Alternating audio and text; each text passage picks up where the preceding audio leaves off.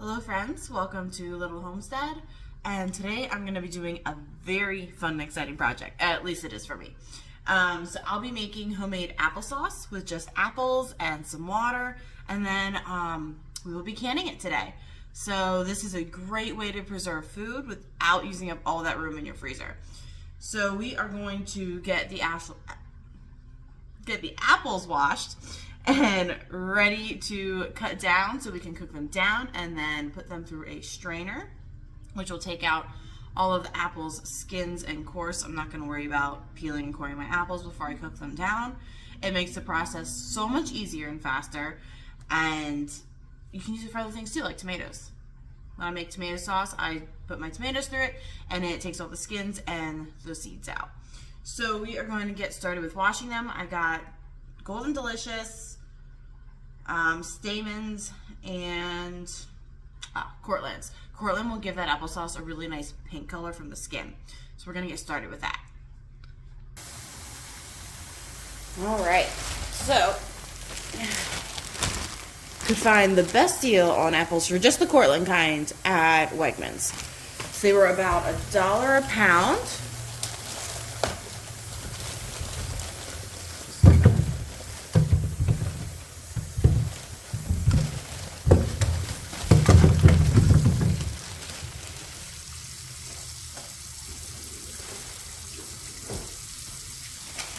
Another 8-pound bag. I am going to save a couple of these just for us to eat.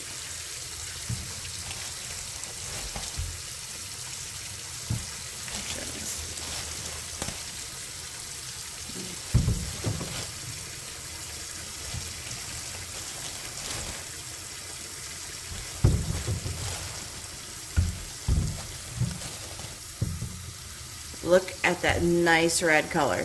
That is going to give the applesauce such a nice pink hue to it.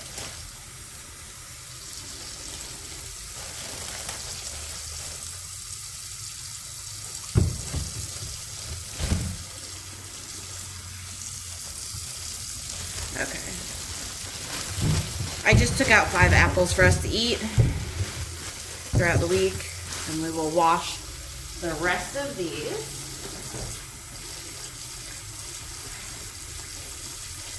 Then I have some Golden Delicious. These baskets were completely full. I did start 2 crock pots worth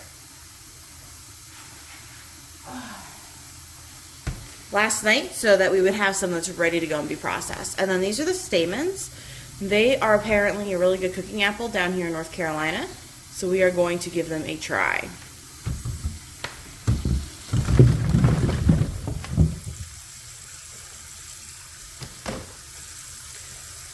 All right.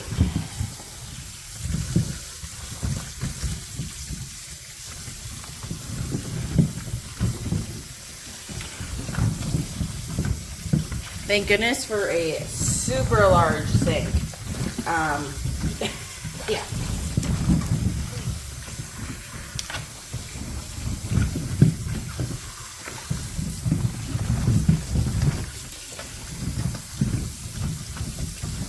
All right. I think I can wash them in that amount of water. All right. As you can see, the cat is in the background being nosy. And we are going to start with getting our apples quartered and cooked down. So, because you don't want your apples to burn, I have some water here in this pitcher. I'm going to start it with a burner. I'm just going to keep it on low.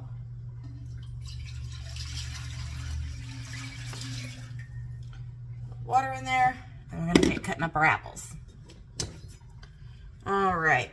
So, when you hold a knife, you want to keep finger on either side. And then I'm just cutting them into quarters. So this is the Stamen. So it's got like a typical apple center. Slightly green hue to it. Just gonna put them all in there. Let's get a Cortland open.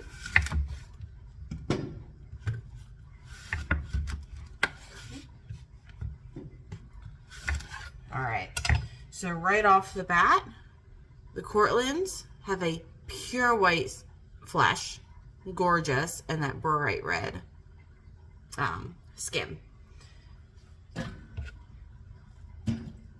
Then the last variety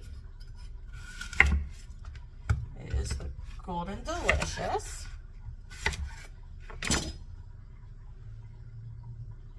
Not quite as pure white flesh as the Cortland, but it's got that nice green skin on the outside. All right, so we're just gonna get all these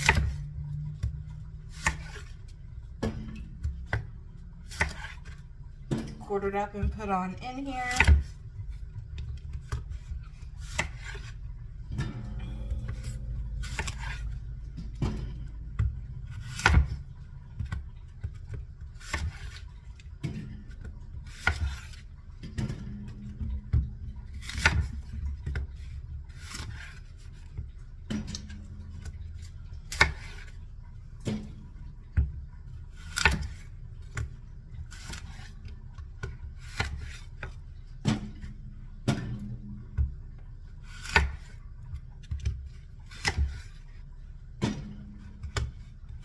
All right, I am gonna turn this burner up a little bit to get that heat going, because they're gonna have to simmer for a good amount of time before they get soft enough. I also put in all my ball canning jars in the dishwasher earlier this morning. So they have 51 minutes till they're done. So now,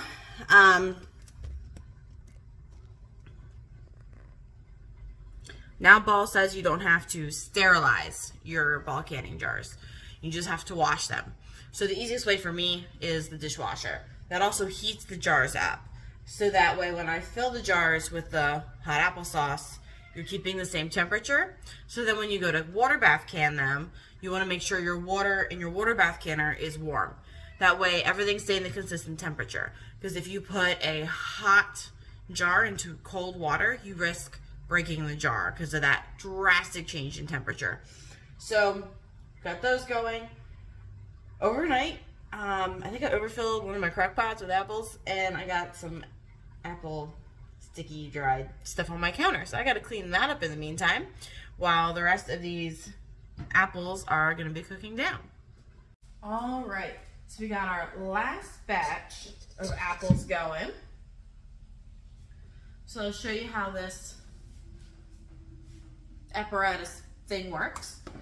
So, I'm on the janky stand to keep my bowl as close to the strainer as possible, so that way there's not a lot of splash. So basically you put your apples in up here, and here is the sieve or the strainer, and it presses out the pulp and juice of the apple and spits out the seeds and the skins from this side.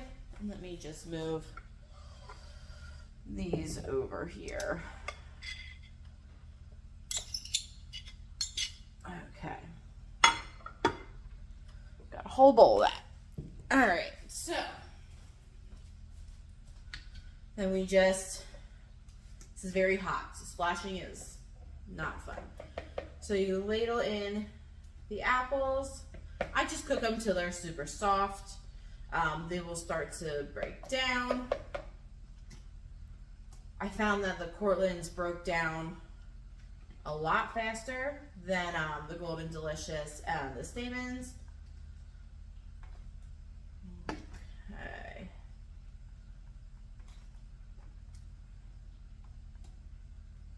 All right, so then there's a handle here. You spin this, and you push the apples down through the top.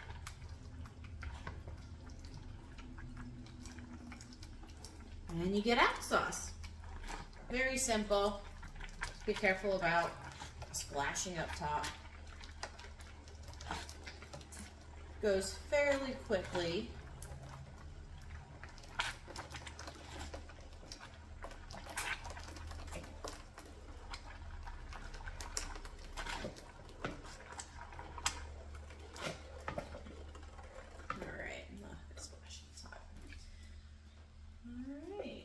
We just keep going. Ooh.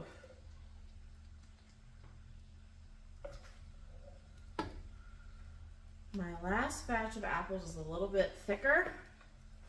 So I put a little bit more water in the bottom of this pot, and there's a little less apples. So this batch should be a little bit thinner.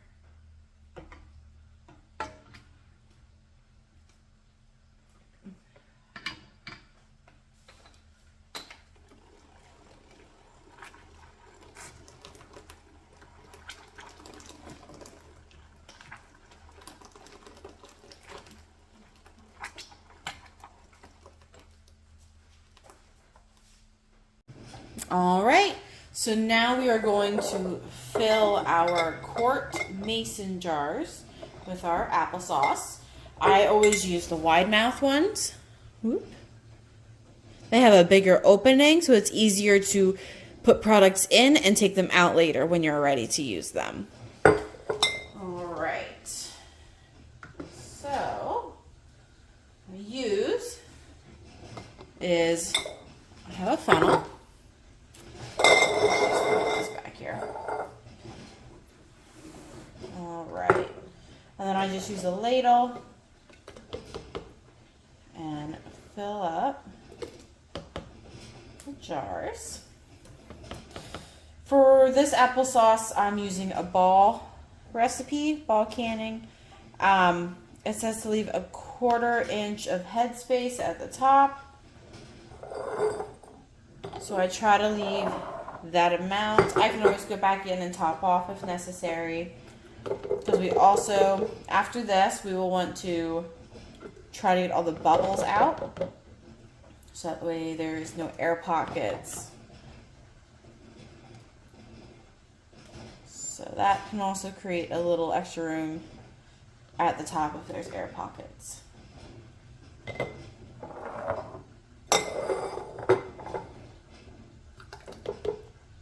I also have the seals in a small pot on the stove, heating up. Once that starts to simmer, then we can put them on top of the mason jars.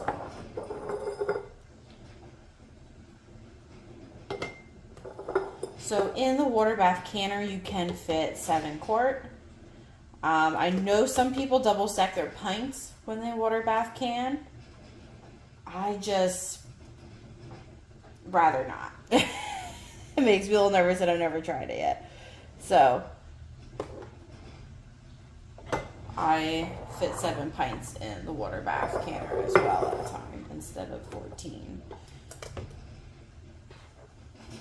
And a lot of times my product, like I cooked apples in batches, so I don't have enough product ready at one time to do that, especially with applesauce, because the water bath canner takes up a burner, and ooh, I overfilled, not paying attention. So it takes up a burner, so you only then have one other burner, and typically that is my pot that's cooking down the product. So in this case, it was cooking down apples today. So the other 2 burners, you can't really fit much on except for a small pot, like to warm up the seals. So the process may take a little bit longer, but yeah. This will be my last batch because I'll keep some out fresh. So then I'm done with my funnel for the day. All right, and let me get a butter knife.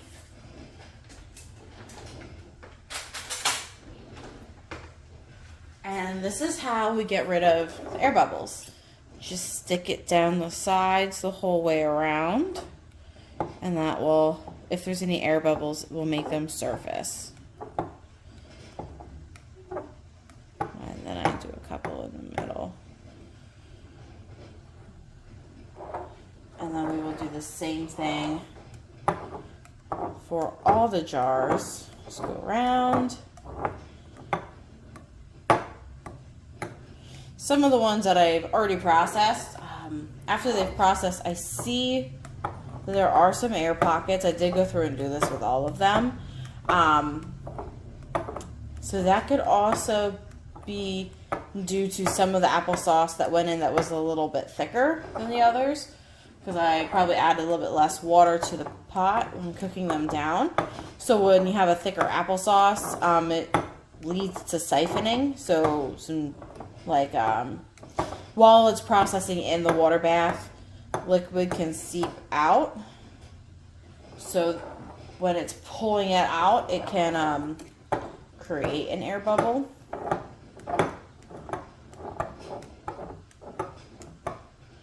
So I think this batch is less thick, definitely.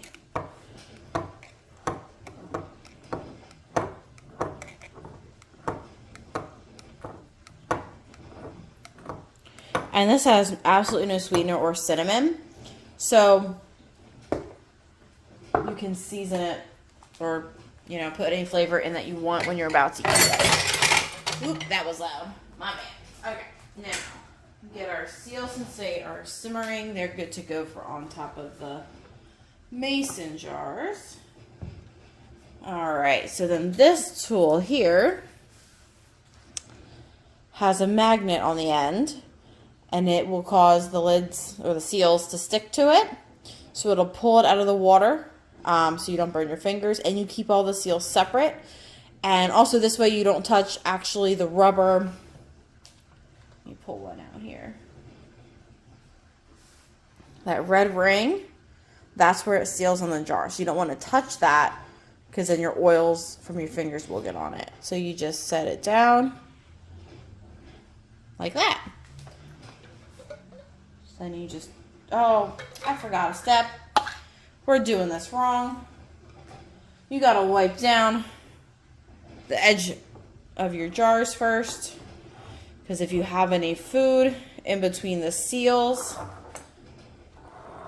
on the edge, your product may not seal, or it can create a false seal. And with a false seal, bacteria can get in there, and it can grow botulism and mold and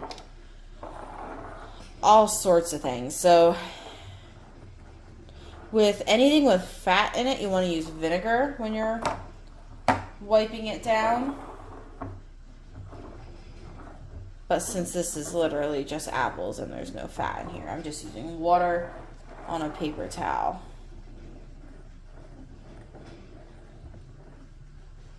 Okay, and I cannot remember if I wiped that one down, so I'm just going to do a quick little. Okay, now it's seal time.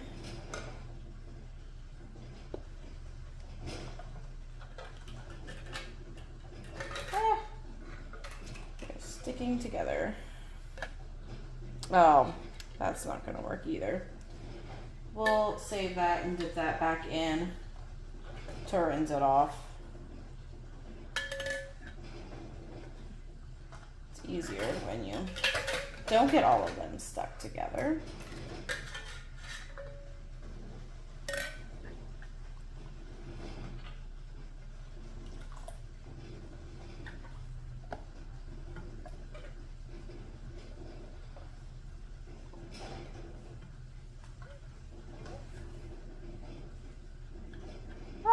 And I totally forgot a jar to fill it up.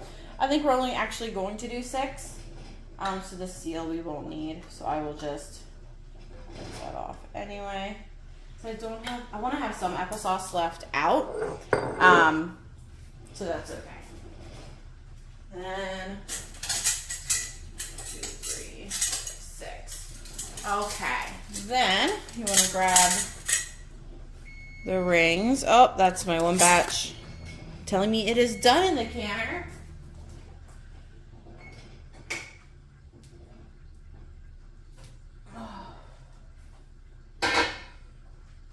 Alright, so when my batch is done, I just turn off the heat and take the lid off and let it cool for 5 minutes before taking them out. Okay, so when you're screwing on the ring to the jar, you just want it fingertip tight. You don't want to put your whole wrist into motion. Otherwise, for one, it's going to be very hard to get off later if you take it out. And 2, that can also create a false seal because there's too much pressure on the seal from the ring. And then your seal could not actually seal. So it won't work. So, but yeah.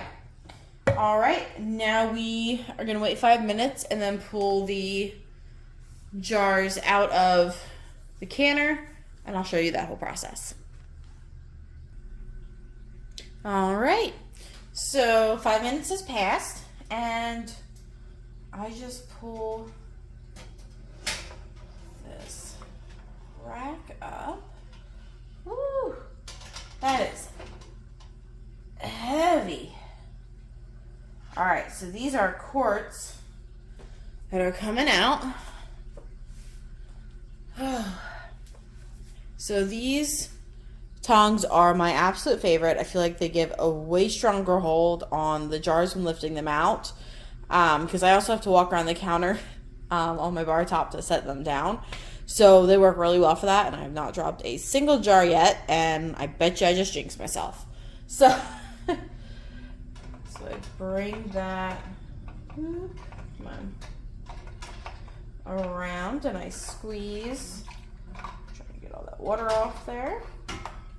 All right. And that is a quart of freshly canned applesauce.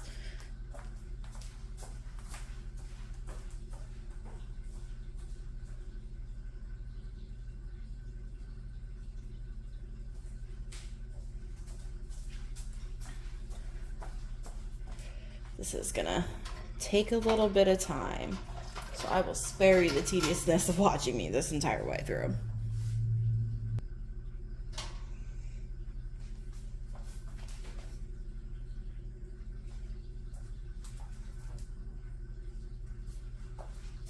All right, now we're gonna start reloading the water bath canner. And always go on opposite sides or else it'll tilt the rack. Since we only have 6 jars this time, we just won't have one in the center.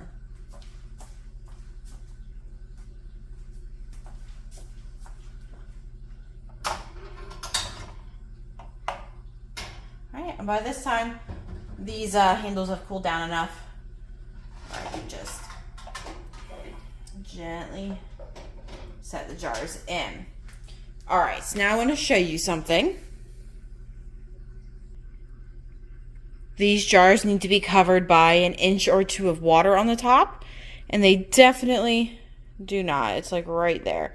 So I'm going to add more water till it is 1 inch or 2 above.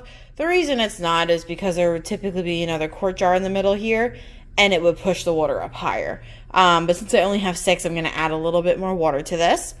Also, tip, add a tablespoon or 2 of vinegar to the water in the water bath itself.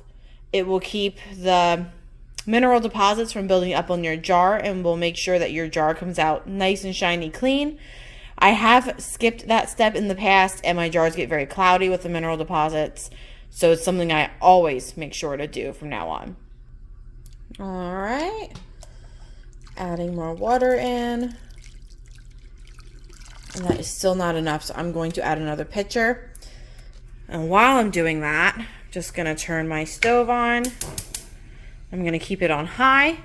Once I fill this where it's enough water, 1 inch or 2 above the jars, I will put the lid on and keep it on high. Once it starts boiling, so I just peek under the lid. Quarts and pints of applesauce need processed for 20 minutes. So then I will set a timer for 20 minutes. Once that goes off, turn off the stove, take the lid off, let it rest for 5 minutes before pulling the jars out and setting them on a towel on the counter to sit and cool down. All right, so these are the jars that have already come out of the canner. The reason that this first batch is so dark is because these were the apples that were sitting in the crock pots overnight, and I've never done that before, and they definitely got more caramelized. It still tastes amazing. There's really no taste difference, but the coloring throughout all the batches is going to go in like an ombre effect because it starts out super dark. I mixed in the newer applesauce, like the apples in the first pot on the stove, and with the stuff from the crock pot got a little bit lighter, and it gets lighter as time goes on. And then this is all like the fresh stuff off the pot. But yeah, so that's why they're a little bit darker. Never done that before. Definitely a different experience. I would probably do it again, but I would adjust it a little bit. Like, do it when I am home, start it a little bit earlier, and then just put on keep warm for the night. That way it doesn't get so dark. It almost looks like apple butter. It's not, it's applesauce. But also, you can tell all of these here on this side, the dark ones have sealed. They don't have that bounce back on the lid. Also, when you look at it from the side, you can tell is it concave? Where it dips in a little bit more, versus the ones that, have not sealed. This one here, it's hard to tell on the camera, but that middle spot on the seal is still up high, so I'm not going to press down on it because I don't want to create a false seal. Whereas some of them have already sealed. So you'll hear popping sometimes in the background. I haven't heard too much with these. Also, I've had the TV on and been talking on the phone throughout this process, so it's a little bit harder to hear them pop that way, but as long as like it's all sealed. But also, I want to let these sit here on the counter with the rings on for 24 hours. And then after that 24 hours, you can take your rings off. You do not want to store your canned products with the rings on. It can create a false seal, and you need to know if your product is bad. The sooner you know, maybe you can find a way to eat it or consume it before it goes bad, or sits out too long with a false seal. And you know, you want to make sure what you have in your pantry is ready to go, and you want to know what you have that is a safe product. So definitely do not store your rings on the product. It can also cause them to rust a little. So yeah, so we have, let me see here, 7, 8, 9, 10, 11, 12, 13, 14 quarts that are out of the water bath. And we also have 6 in there. So 6 in addition to that. I just lost track of the number I said. So we can add that up together then. Then we have 2, 4, 6, 8, 10, 12, 13, 14, 15, 16, 17, 18, 19, 20 pints. So I'm hoping this will last us through a year. I don't think we'll have a problem with that. I sometimes do use it in my baking, but I do just really enjoy eating applesauce with lunch at work. So we will see how long this gets us, and then I can tweak it next year if I even have to can next year. With applesauce, it could last us 2 years. I just don't know because I have not done this project before. But yeah, thanks for visiting today and canning with me. First experience with canning applesauce. Not too difficult, sort of similar to tomato sauce. So definitely we'll do this again. Thanks for visiting, guys. See you next time.